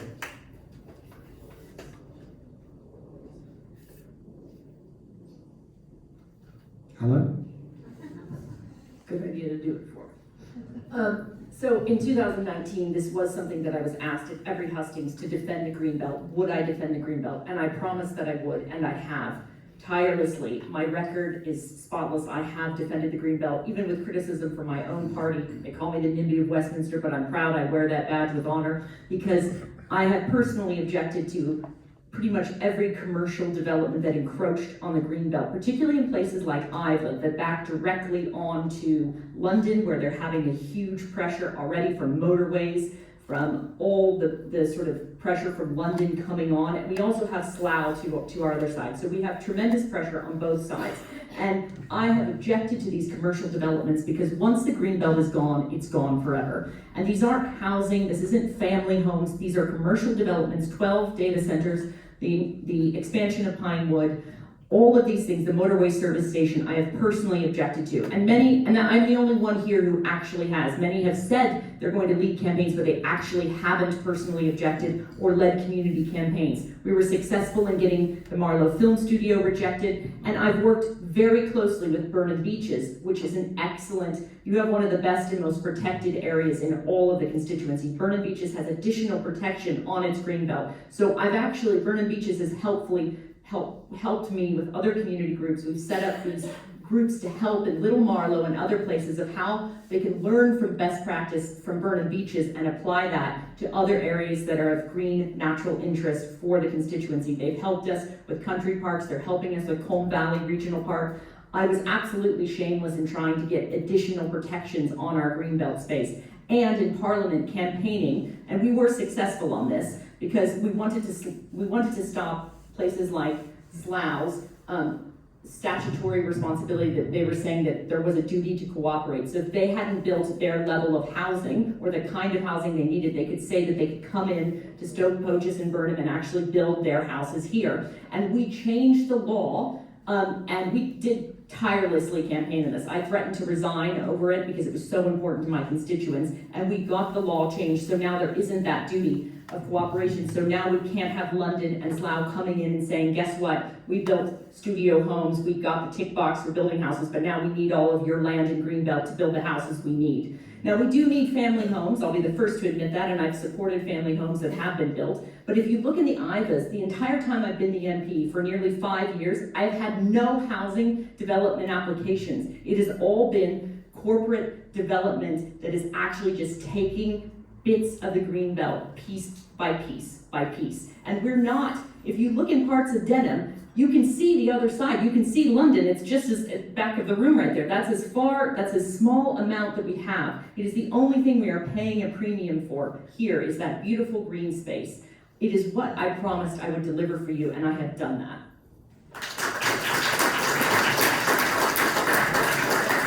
Thank you. Hi, thank you. So, John seems to suggest that the Labour Party didn't create the Greenbelt, which is an odd thing because when the government came in after the war, we legislated to create the Greenbelt. I'm not quite sure why that's not the Labour Party created the Greenbelt. And the reason why he's having a go at me about that is because other Hustings have said that there are 3 things that I'm incredibly proud of the Labour Party created. Those are NATO, the NHS, and the Greenbelt. And it's true. And actually, if you go back kind of through the history of the Greenbelt movement, it actually emerged from London councils looking to protect green spaces around the city. So it very much is Labour's heritage. There's a lot of people out there trying to scare you at the moment. I mean, it just seems that there's a lot of people trying to make people scared in this election. The Labour Party has been absolutely clear that we will introduce something called a golden rule for Greenbelt, which means we'll talk to communities and we'll protect nature when there's any development. And Keir Starmer wrote an article yesterday in Inside Housing talking about the types of places that the Labour Party would like to build new housing on. And that was car parks and kind of, wasteland. We're not talking, and no one is talking, about steamrolling over the Greenbelt. We're talking about working with communities to make sure we can meet the needs of the of local communities. And look, I mean, I have a stake in this really. My family have lived around in South Bucks, we don't know how long, forever, basically, we're just from here. And I have 4 brothers, and obviously I have my parents. That's kind of 5 different households. So there's 4 children. So I have 2 brothers and a sister, there's 4 of us. I have so many siblings, it's hard to remember sometimes. None of us live in a house.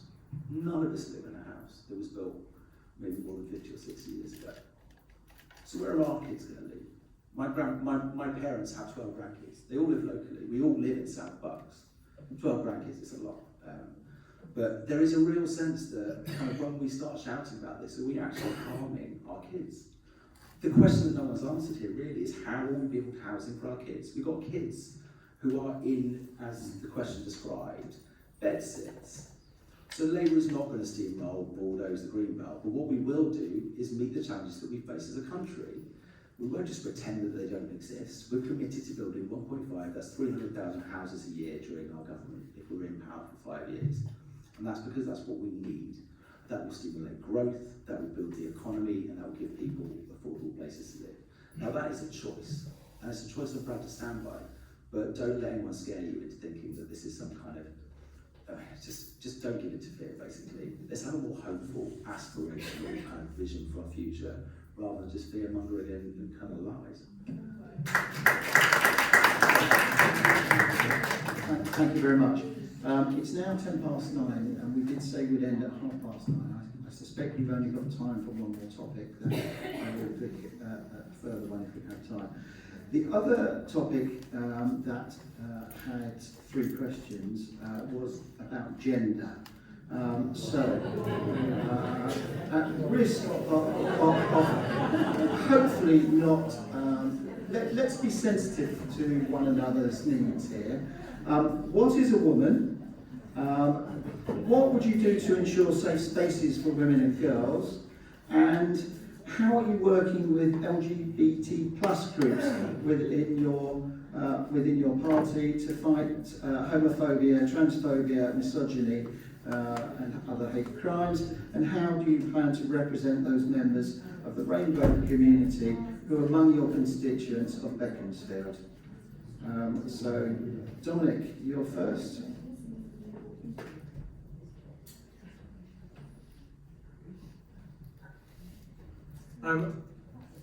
As a cis male, white male, I find this conversation really difficult. I don't wish to impose my views on women.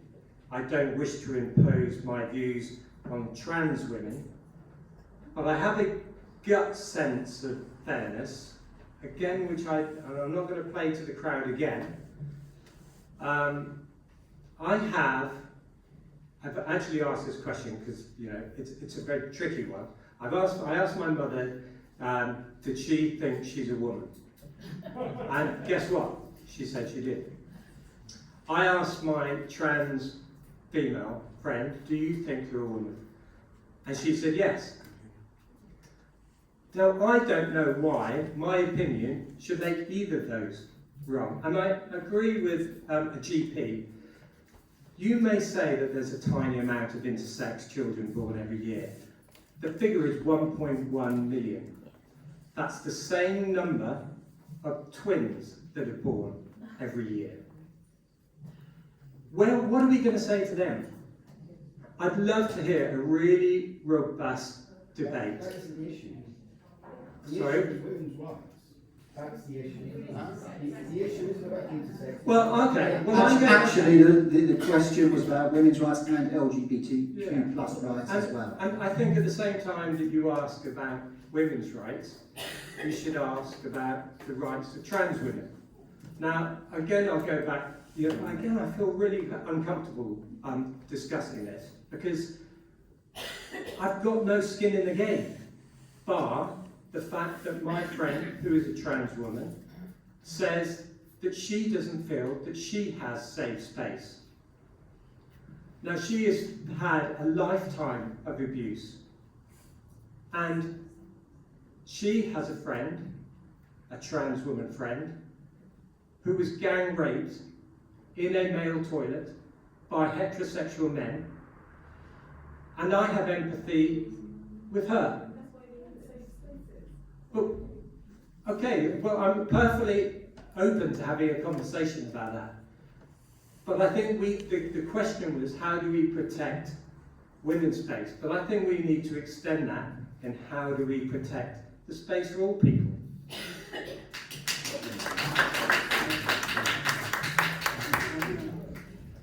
Thank you. So as we've already covered, for most people, their gender matches their physical sex at birth. But there are a relatively small number of people, as Dominic has said, up to 1% of the population, for whom that is not the case. But I believe we must respect their identities too. For 20 years, we've had a system to allow somebody to have their identity recognised in law, where it doesn't match the sex that they were born with, and there should be safeguards to prevent abuse. But my feeling is that this has become part of a wider debate that is too toxic. It's far too toxic, it's far too hostile. We need to get past that. We need to have a good faith conversation about ensuring everybody's safety and dignity. And we really do have to protect everyone's rights, and everyone should be allowed to have safe spaces. I feel like this is a conversation that is coming from the fact that we're in the process of trying to withdraw from the protections that are offered by the European Convention of Human Rights. And we should be having human rights for all people, regardless of what their gender is and what their sexuality is. And if we are failing to deliver protection for all people, then that's something that I find deeply disturbing, and that's not the country I want to bring my children up in.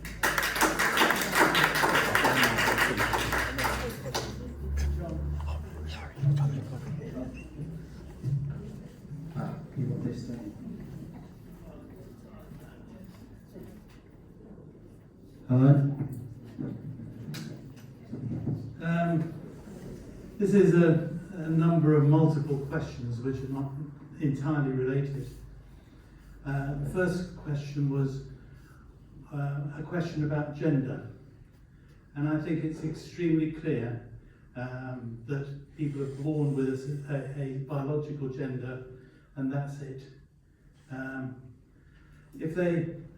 I am a person who is a libertarian. I believe that everybody should be able to live the life that they want, in the way that they want it, as long as they're not doing anybody any harm. The law should protect anybody to do that. So starting off from that point, I think the problem came with the Equality Act 2010, which defined protected characteristics, and those who are outside those protected characteristics are not protected. So if you're now a white male boy in his 20s, you are prejudiced entirely. And that is wrong. Everybody should be protected equally. And we should go a long way to ensure that happens. We are a community, and the ideas of the Equality Act was to almost create little ghettos of people with protected characteristics. No, we should not do that. We should have a nation which is culturally cohesive and looking after each other. And then I'm fine with that. Thank you.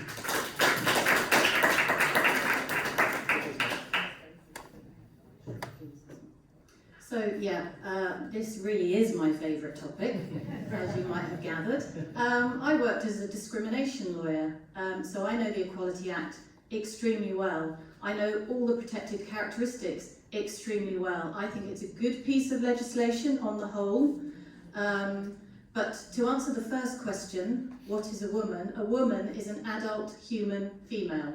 That's the answer to that question. The second part of the question was, what would I do to protect single-sex spaces? I think I would slightly tighten the Equality Act and make sure that sex was defined as biological sex, because I think terminology is very important. Words are very important, and sex and gender are used interchangeably all the time, but there's no legal definition of gender. And we need a strong definition of sex in the Equality Act, and it needs to be biological sex. And the final part of the question is, what would I do to protect LGBT+, homophobia, misogyny, transphobia? Well, I've already said I worked as a discrimination lawyer. I have represented gay men who've been discriminated against in their workplace. I've represented trans women who've been discriminated in their workplace, and I will always fight for women's rights. But I think you hear the phrase, rights are not pie. You know, you take away some rights from somebody else and, you know, it doesn't add up. But I think actually human rights are like pie, because if you try and impose too many of your rights on somebody else, you actually end up taking away those rights. And I think that's where we are with this women's rights issue on single-sex services. And again, terminology is important. We're not talking about safe spaces, we're talking about single-sex services. These are essential services that are needed for women for certain reasons, whether they're rape crisis centres or refuges, or whether your elderly mother goes into hospital and doesn't want intimate care from a man, or a man that says he's a woman. You know, these are essential things that we need. So we need to safeguard single-sex services, okay? So just be careful on the terminology. Thank you, Joy. I agree with everything that you've said about the adult human female and being very careful about how we identify with gender and sex, and it's confused in the Equality Act, and we do need to actually look at it. We were looking at it at the start, but now we have the election, but it's the biological sex, not having the Y chromosome, and that is something that is very confused. And I have campaigned on this because, and I work cross-party, there are MPs from every party that think, actually, except for the Lib Dems, by the way, they actually love this, and they are paid by, and I'm sorry, I'm not gonna, but they are actually, if you look at their campaign contributions, the pharmaceutical companies that gave money for puberty blockers that the Cass report said were damaging to children, they've had the biggest campaign contribution from them. I cannot tell you how much pressure you are under in Parliament if you say things that everybody else in the silenced majority believes. Those that said this before the Cass review came out were told they were being racist, homophobic, just for standing up for same-sex spaces for women. Where's the protection for Rosie Duffield when she goes to a Hustings? Because she can't even attend a Hustings with her own party because she has no protection. So, and it shouldn't be J.K. Rowling talking about protecting women. It should be the Conservative Party. It should be us saying this. And we need to have that lack of fear to say the common sense things that we all believe. Do you know why you have to protect same spaces for women and why there's this issue? Because if you self-identify out of the blue, and this has changed from the past 10 years, before we had I am a libertarian, I do believe sort of, you know, you can do what you like provided you don't hurt children and animals, I'm pretty tolerant. But if you come now and you say, I woke up today and I feel like being a woman, you can just go into a women's prison, rape as many women as you want, and it's fine because you're a woman. You still have a penis, so you can, you know, there's a reason why women want to be safe. We want to be safe because there are these fears that we have, there are legitimate issues that we have, and there's nothing wrong with having safe spaces for women. There are so many lesbians in Parliament that are standing up for this because they feel like they are being abused, they are being ostracized, they are being relegated to the corner, that they don't have equal rights to men or to the gay community. So, and there's a whole LGBT alliance that is standing up for the rights in Parliament, and they're called racist now. They're called there's, by the trans community because they're saying they're not inclusive enough. This is a dangerous, slippery slope. And what I hear on the doorstep, time and time again, I hear Labour supporters, Lib Dem supporters, Conservative supporters, they say the one issue that I care about for my daughter is this issue, to protect single-sex spaces. I want my daughter to be safe. I want to feel safe. Rosie Duffield should have the right to be safe. J.K. Rowling is speaking the truth. I agree with everything she said, and if I'm re-elected, I will campaign tirelessly on this issue.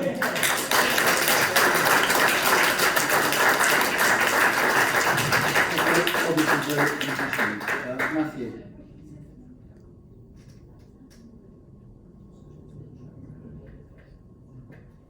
There we go. Hello. So I'm cautious about ploughing into this with kind of basically because I want to have a bit of humility about this conversation, and I kind of think quite often. Look, I mean, I'll tell you the personal experiences and why that really affects me on this issue, and maybe you understand. So during lockdown, I ran a friend. She didn't answer. She didn't pick up. I tried to find out where she was. She's got parents to mine. Her and her husband got parents to one of my kids, and basically my mate had been beating her. She fled to a women's shelter with the two boys. So I absolutely know that we need to protect kind of those kind of places for women and single-sex spaces for women. I have daughters, too many daughters to be honest. And I think, Labour has been very clear in its manifesto that we're not doing self-ID. Again, sorry? I said I have two daughters. I have three daughters. I misspoke. You can never have enough daughters. So if you met my 2-year-old, you may come round to my view. There is too much in so many ways, but it's fine. Look, I think actually I love Rosie Duffield. I'm not going to kind of stand here and tell you that I don't agree with a lot of what she stood for, and I don't like the way that she's been treated at times. But the other side of this is I also know trans people within my community and extended family, and my humility is that I want to de-escalate this to a point where we can have a rational conversation and actually deliver both of those groups. Because I think that what's been happening over the past couple of years has not served either my friend who's in a women's shelter or the kid of a friend of mine who's trans. I think it shouldn't be too complicated for us to have a conversation about this where we come to a practical solution. I know what a woman is, I know what a man is. Labour has been quite clear in its manifesto that we are not doing self-ID, that's not what we're doing. Labour's proud of its Equality Act and the fact that we support the implementation of single-sex spaces. That's what we've said. So I think you can either shout at people about it or we can have a proper conversation about it. Labour, I hope, will be in government, and people need to come to the table, and we need to work out how we can live together without this vitriol, because it's not helping my mate. Sorry, I get a bit emotional. It's not helping her, and it's not helping the kids of a friend of mine who's an incredibly vulnerable person. So I just entreat you all basically as we go into hopefully a Labour government that we start to just have a bit of humility and grace with each other about this issue and try and work out how we live together well. But yeah, thank you. Thank you. And finally, Cole, we have 4 minutes.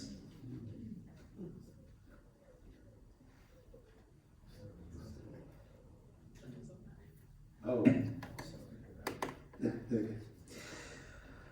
Actually, I agree with Joy Morrissey. I also agree with Pippa regarding this issue. But I think we need to be looking at our own schools, we need to look at changing rooms. A lot of schools, even primary schools in Burnham, are potentially looking to go to unisex. And we need to be avoiding this at all costs. We should be separating women and girls. And I think we'd be doing that at primary schools and secondary schools is just teaching them that it's okay and it's not. As I said, I believe everyone should have equal rights, no problem, but we can't have this. We've seen many issues in prisons, we've seen many issues with changing rooms. We have it, yeah. Let me talk. Dominic, I'm actually gay, right? And I don't agree. I actually agree with Joy. And every time I have comments, I'm attacked to do whatever I want to say. Everyone can have a say in what they want to say. this is free speech, and I feel like free speech is not coming there. We're moving away from free speech. That's what's most important. People are afraid to say what they want to say, and the majority of people out there are the silent majority. And again, I've just said what I want to say, and you've attacked on it. This is a proven point. But we need to be looking at this, and we need to be changing this. And I think, like, the LGBT community is not helping themselves with parades and pushing it on the streets, pushing it in our faces, let's be honest.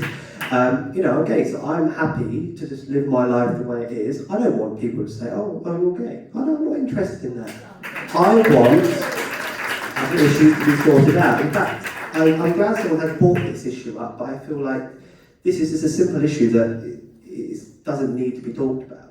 We're just bringing this up time and time again because people are just afraid to say what they want to say. And I have to say, hat up to Joy, it was a great speech, and I think that was very good.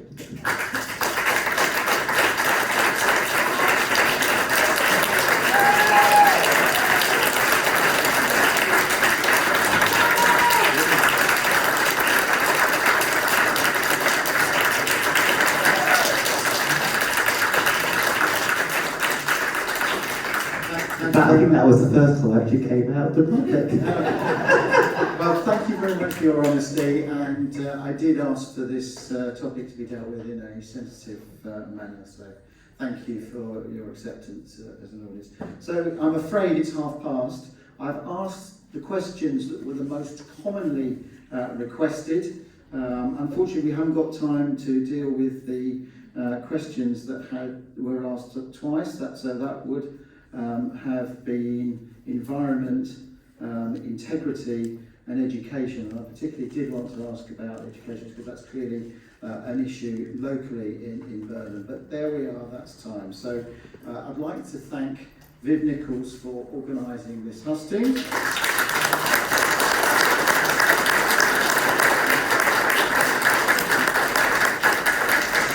Shirley for putting out the chairs, some members of the Burnham United Reformed Church for giving some looking after the church and providing some refreshments for the candidates. I'd like to thank Andy Webb from Out of This World Installations for his sound. I think most of the problems were us at this end rather than at your end. Thank you very much. You've been very clear. But particularly would like to thank all the candidates for coming this evening. There is, of course,